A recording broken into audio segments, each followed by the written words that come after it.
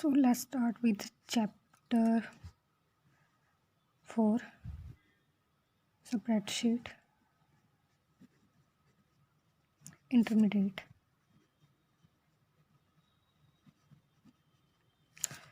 Spreadsheet का आप दूसरा नेम MS एक्सेल भी बोल सकते हो, जिसमें आपका डाटा ही नहीं, डाटा के साथ आप फॉर्मूला या कोई कंडीशन पुट करते हो। अब लास्ट ईयर आपने पढ़ा था कि स्प्रेडशीट में हॉरिजॉन्टल वर्टिकल रोज वगैरह होती हैं, लेकिन अब की बार हम इन चीज़ों के बारे में पढ़ेंगे। फर्स्ट है ऑटोसम। ऑटोसम आपके हॉरिजॉन्टल एंड वर्टिकल दोनों टाइम में कर सकते हो। ऑटोसम का मतलब होता है नॉर्मल में ऑटोमेटिकली सम।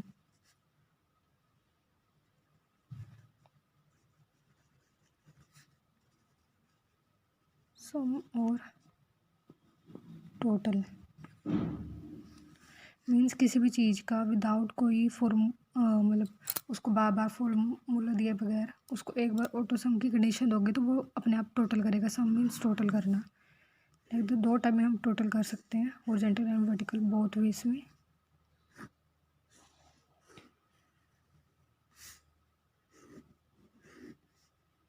जैसे इंग्लिश के मार्क्स हैं, ये हैं मैथ के।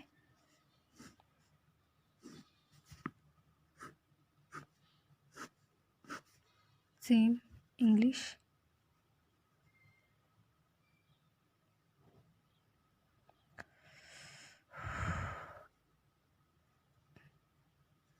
पहले इधर देख लेते हैं। और roll number 1, roll number 2, roll number 3, 4 5। जैसे इधर अगर मैं टोटल निकालती हूँ तो इजिकल टू ऑटोसम पे जैसे आप क्लिक करते हो, ऑटोसम का आपका सिंबल ही होता है, ठीक है। इस पर आप क्लिक करोगे तो आपकी कंडीशन आ जाएगी, बीच में आपको रेंज सेलेक्ट करनी है। तो जैसे ही मैं इसकी रेंज को सिलेक्ट करूँगी, इस वाले कॉलम में ऑटोमेटिकली सम करेगा इसका और मेरे पास आंसर आ जाएगा। अब इसी को जब मैं, याद रखना अपना कर्सर यहाँ लेकर आना है और जब आपको ब्लैक कलर का प्लस का साइन दिखेगा तभी आप इसको नीचे खींचोगे और इन सब के टोटल अपने आप होते चले जाएंगे और इसका आ जाएगा 7 आंसर। अब मैं किसी चीज़ का प्राइस निकालना चाहती हूँ, ठीक है। जैसे फ्रूट्स का है, यहाँ मैं ले लेती हूँ एप्पल, यहाँ मैंगो और यहाँ ऑरेंज, ठीक है। ये तो हमारा हॉरिजॉन्टल रो में चलेगा। वर्टिकल कैसे होगा कॉलम वाइज, तो मैं लिख देती हूँ कि अप्रैल में, मई में, इन दोनों को मिला के उसकी टोटल सेल कितनी हुई है। पहले आपने इधर निकाला था, ऐसे भी निकाल सकते हैं, इधर भी सेम चीज़ आएगी, इजिकल टू सम। जैसे मैंने लिखा उसकी सेल इतनी हुई है तो ऑटोमेटिकली यहाँ इसका आंसर आ जाएगा। ऐसे अगर मैं मैंगोज़ का निकालती हूँ, ठीक है, तो यहाँ पे भी सेम वही चीज़ आ जाएगी और इधर भी वैसे ही। यह है आपका ऑटोसम। नेक्स्ट है आपका कंडीशनल फॉर्मेटिंग। हम ऑटोसम हॉरिजॉन्टल वर्टिकल दोनों वेज में कर सकते हैं, याद रखना। नेक्स्ट है कंडीशनल फॉर्मेटिंग। कंडीशनल फॉर्मेटिंग के अंदर आपको ये शेड्स देता है, याद रखना। शेड्स अप्लाई होती है नंबर्स पर, और कहाँ ये अप्लाई नहीं होगा वो होगा आपका अल्फ़ाबेट। अल्फ़ाबेट में कोई परसेंटेज नहीं होती है, अप डाउन नहीं होता है, सेम रहते हैं वो, इसलिए उसमें कलरिंग आएगी ही नहीं। तो इसमें शेड्स आती हैं आपकी, ठीक है, 5-6 तरीके की आपकी शेड्स आती हैं। तो उसके लिए मैं बॉक्स रेडी कर लेती हूँ पहले।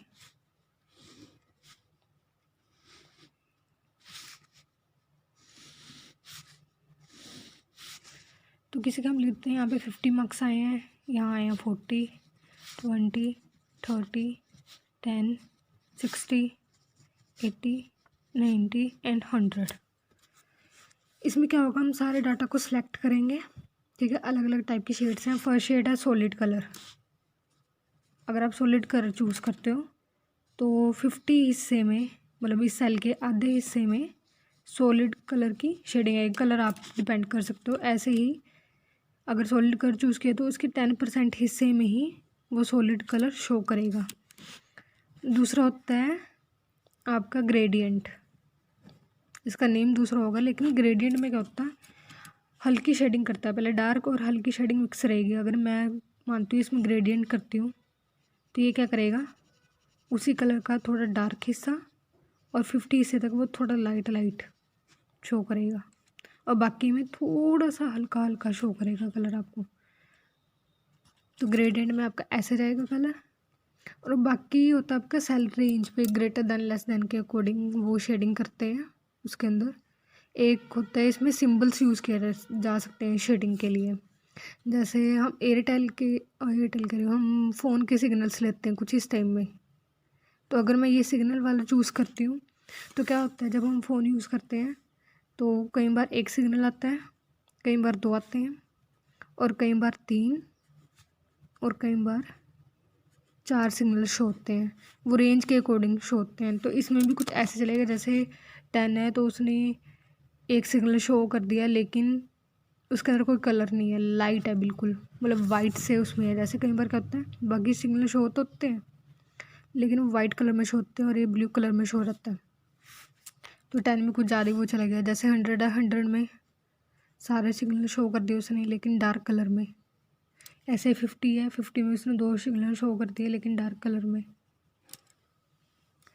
ऐसे ही उसमें आपके 3 जो ट्रैफिक सिग्नल्स होते हैं उसको यूज़ किया जा सकता है। और जैसे हम लेते हैं सन,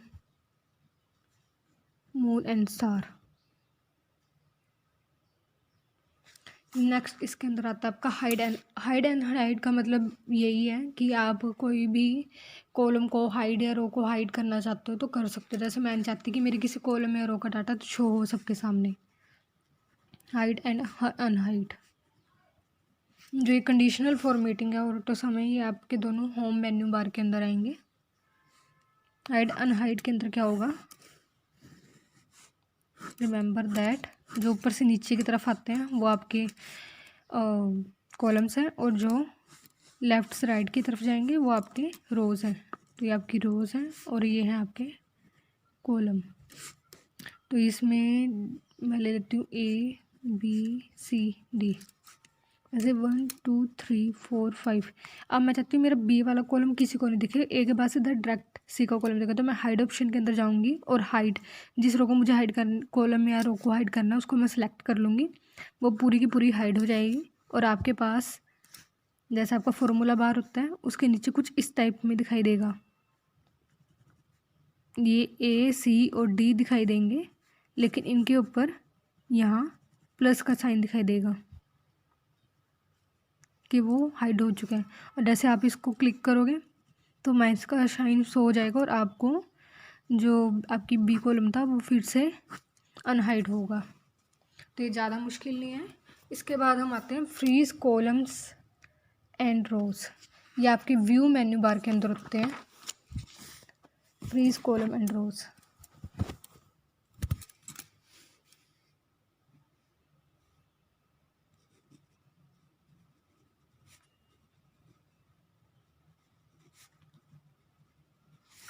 इसमें आप कोई भी वर्क कर रहे हो, ठीक है,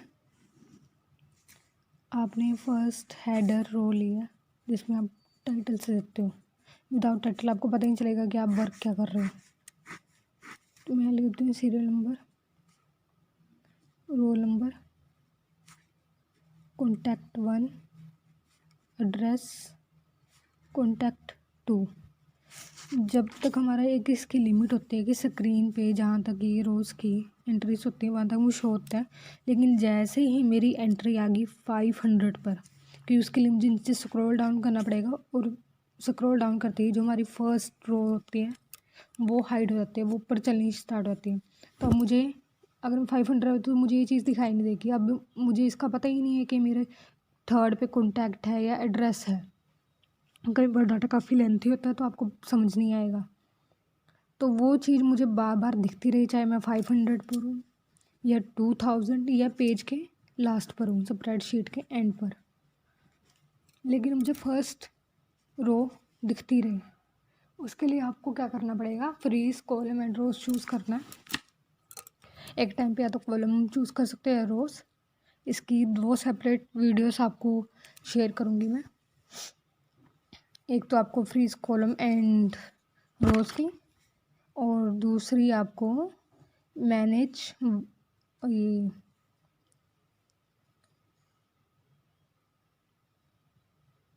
कल ये नहीं हम कर सकते, ठीक है। कैलकुलेट डाटा अक्रॉस वर्कशीट या मल्टीपल वर्कबुक के साथ, ठीक है, ये कर सकते हैं। कैलकुलेट डाटा अक्रॉस वर्कशीट, एक वर्कशीट यूज़ करना, दूसरी वर्कशीट यूज़ करना, मतलब एक शीट पे टोटल और दूसरी शीट पर उसका पूरा डाटा हो, तो दोनों की आपको वीडियोस मिल जाएंगी। इसमें क्या करेंगे, फ्रीज कॉलम एंड रोज के अंदर क्या होगा, जैसे ही मैं व्यू में जाके फ्रीज कॉलम पे क्लिक करूँगी, एक बॉक्स आएगा, वो आपसे पूछेगा उसके अंदर कि आपको कौन सी चीज़ फ्रीज करनी है। तो जैसे ही मैं एरो से इधर क्लिक करूँगी, ओके करने के बाद चाहे मैं 200 पे हूँ 500 पे, मुझे ये मेरी फर्स्ट रो शो होती रहेगी। और उसको अनफ्रीज भी कर सकते हैं वहाँ से जाके। फ्रीज के मतलब यही है कि आपको डाटा आपका करेक्ट वे में जाए और आपको फर्स्ट रो या फर्स्ट जो मेरा ये कॉलम है ये शो होता रहे। चाहे मैं इधर कहीं पर भी चली जाऊँ, YZ पर चली जाऊँ, तो मुझे ये फर्स्ट वाला शो होता रहे, पता चलते रहे कि मैं किस पर्सन का डाटा एंटर कर रही हूँ, तो तब भी आपको हेल्प करेगा। नेक्स्ट आ जाते हैं हम set page break. Page break का कोई नॉर्मल यूज़ नहीं है, वो आपका वर्क व्यू के अंदर भी जाकर देख सकते हो, उसका कोई इशू नहीं है इतना। सिमिलर है कि वो आपको डाटा शो करके दिखाता है उसके हिसाब से कि आपने कितने उसमें डाटा किया है। जैसे कि मैं जैसे ही पेज ब्रेक को लगाती हूँ, जहाँ पर भी मेरा पेज ब्रेक लगेगा सिर्फ वहीं तक का जो डाटा होगा वो मेरे फर्स्ट शीट पर निकलेगा। तो इसका कोई ज़्यादा मेन यूज़ नहीं है। पेज ब्रेक का मतलब ये है कि वो उसको एक शीट माना जाएगा, उस बाकी के डाटा को सेकंड शीट मानेगा, ज़्यादा यूज़ नहीं है इसका। Create modify and format charts, ये बहुत ज़रूरी है। आप क्रिएट कैसे करते हो चार्ट्स को, मॉडिफाई और उसको चेंज कैसे कर सकते हो। तो पहले हम लिख देते हैं चार्ट्स। चार्ट्स क्या करते हैं, मैंने कोई भी डाटा यहाँ पे लिखा जिस भी हिसाब से, तो यहाँ पे क्या होते हैं उससे उसके हिसाब से हमारे पास एक चार्ट शो हो जाता है। चार्ट के भी काफ़ी टाइप्स होते हैं। उसमें ये क्या है कि एक इल्यूशन टाइम में, एक इमेज टाइम में आपको जो आपका डाटा है उसके बारे में रिप्रेजेंट कर रहा है उस चीज़ को, कि उसकी ग्रोथ कैसी जा रही है, या फिर कितना उसका प्रोडक्ट सेल हो चुका है या उसका सेल होना बाकी है, कुछ भी ऐसा। तो चार्ट्स के भी काफ़ी टाइप्स होते हैं इसके अंदर। तो हमारा जो फर्स्ट चार्ट है वो है बार चार्ट।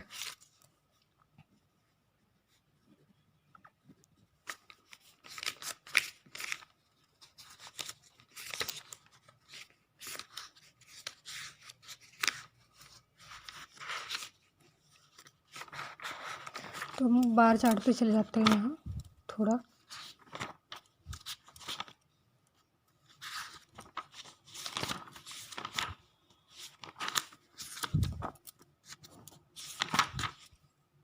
हमारा जो फर्स्ट है वो है हमारा बार चार्ट और कॉलम चार्ट।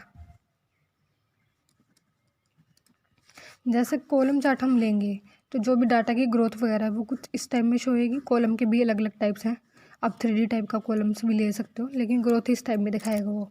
ऐसे जो बार चार्ट है वो दिखाता ज़रूर है, लेकिन वो रोज़ वाइज दिखाएगा, वो कुछ इस टाइप में ग्रोथ दिखाएगा डाटा की। तो होता ही ये कॉलम चार्ट की तरह ही है, लेकिन ग्रोथ कुछ इस टाइप में दिखाई देती है। थर्ड है आपका इसके अंदर लाइन चार्ट, और एक आपका है XY स्केटर। लाइन चार्ट में ये होता है, लाइन के अकॉर्डिंग आपको ग्रोथ दिखती है कि कितनी ग्रोथ जा चुकी है। ऐसे ही XY स्केल पे, जो कि हमने ग्राफ्स बनाते थे अपने मैथ के टाइम पे, तो हम बोल देते थे कि ये X है ये Y है, तो उसके अकॉर्डिंग दो डाटा को दिखाते थे कभी हम। तो होता है ये भी लाइन चार्ट की तरह है, लेकिन कुछ इस वे में दिखाई देगा इसके अंदर। आगे आपका आ जाता है एरिया चार्ट। एरिया चार्ट भी आपका लाइन चार्ट की तरह ही है। जैसे लाइन चार्ट में आपको कुछ इस वे में एक सिंगल उसमें दिखा रहा है, यहाँ पर 3 डाटा है, तो 3 डाटा के हिसाब से उन सब की ग्रोथ कैसी रही है, किस टाइप का वो डाटा दिख रहा है उनका, वो दिखाएगा, लेकिन अलग अलग कलर में अलग अलग डाटा को शो करेगा। लास्ट हम आते हैं इसके अंदर पाई चार्ट। पाई चार्ट कुछ इस टाइप में प्रेजेंटेशन होती है कि कितने परसेंटेज का उसका किसका था। जैसे मैं वाटर पानी और उसका ले लेती हूँ कि हमारा जो है 30% वाटर है अर्थ का, और 70% क्या है, 3% लैंड है, और 70% में वाटर मान लेती हूँ। तो कुछ इस टाइप में उस चार्ट को शो करेगा। यहाँ मुझे लैंड का दिखा देगा और थोड़ा दूसरे कलर में वाटर का।